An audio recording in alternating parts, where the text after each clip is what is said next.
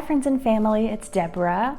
It is August and so it is getting closer to fall, and anytime it starts getting colder out, I start thinking about pulling out my crochet to make blankets and scarves and all that fun stuff. So I wanted to do some crochet tutorials. Let me first show you some of the things I've made.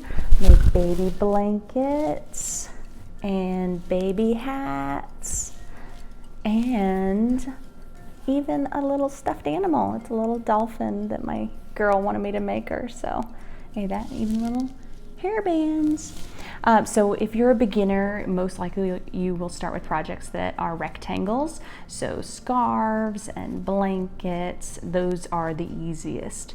So that's where you're gonna start. All right, so let me turn you around and I can get you going.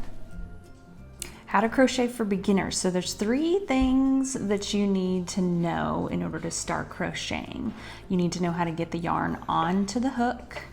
So you need to know how to make a slip knot. That is what attaches the yarn to the hook. Then you need to have a general idea of what a project is going to look like. So I'll show you the general method of rectangular projects. That's, for example, a scarf, a blanket, or a pot holder. And then you need to know how to chain. So when you're chaining, you're making a long string that's usually the base of any project. So first thing we're gonna do is learn how to make a slip knot. So you'll take your yarn. I usually put it in my left hand and the tail is down here. Wrap it around to make a circle around your fingers. So now you have a circle with the tail underneath.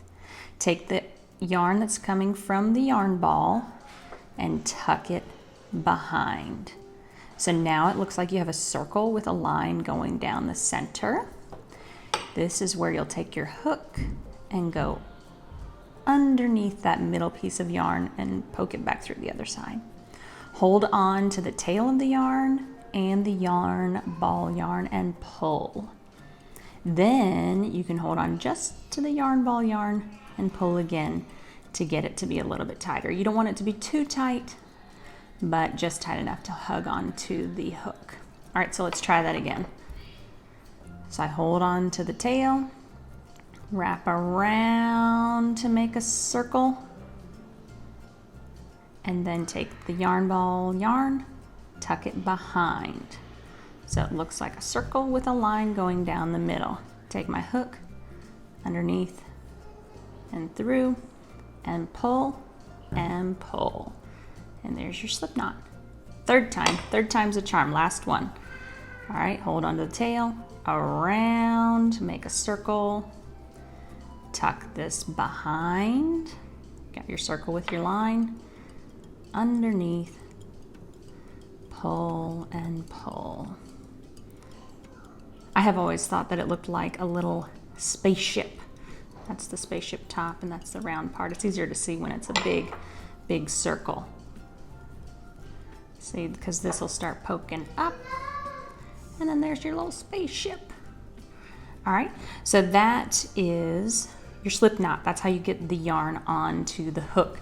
Next thing you need to know is what a project looks like, or the general method for a rectangular project. That's going to help you to keep an idea of what's going on. So here's an example piece.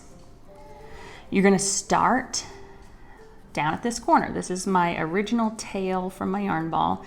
You're going to make a chain, end in this corner, and then you're going to chain up. The chain up, the height depends on what the height of your stitches will be, and I'll talk about that in a later video.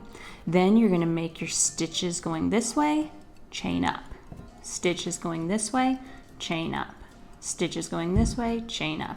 And you keep going back and forth and back and forth and back and forth until you get your project to be as long as you want it to be. So if this was a scarf, I would just keep going until I got to the end of the length of the scarf that I wanted it to be for myself. All right, so that's the general idea. And once you keep that in mind, it's easier to know where you are in your project and you won't get as confused. All right, third thing is how to chain. So this is how you usually start every project, is you make a long chain depending on what you're doing, that'll tell you how many chains to make. So this is how I usually hold my hook. I have it just kind of resting in my hand, and then I put my thumb there. And that way my fingers don't get all crooked up, you know. All right, so I usually take this yarn and I wrap it around my finger so it's loose and it can still pull. And I usually then at this point hold on to the tail of the string. All right, so what you're gonna do to chain is you're gonna do what's called a yarn over. This is with the yarn that's coming from the ball of yarn. You're gonna sort of rotate and turn your hook and pull through. That's one chain. You do not count the yarn that's on the hook. So this is one chain. So then I'll yarn over, pull through. And I usually do mine from behind. You can do it either way, but for me, behind is easiest. And see, my other hand is holding on to the rest of my work to kind of keep it tight, and that kind of pulls open a little space there at the bottom so that it's easier to turn and pull your hook through. So you yarn over from behind, turn and pull through.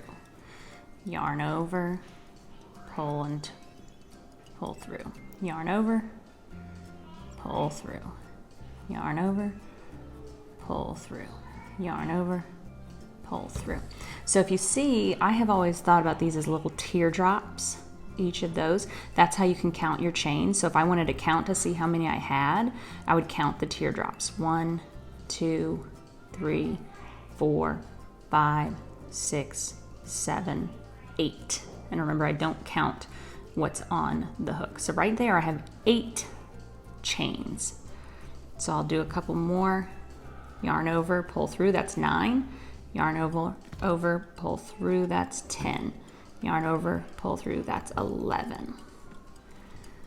So there you go. That's a chain of 11 stitches, 11 chains. And so that gives you an idea of the first things that you need to know to start to crochet.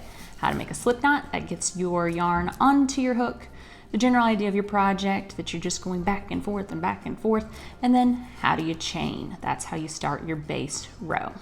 All right, so hopefully that was helpful, and I'll see you in the next video with my stitches. See ya, bye-bye.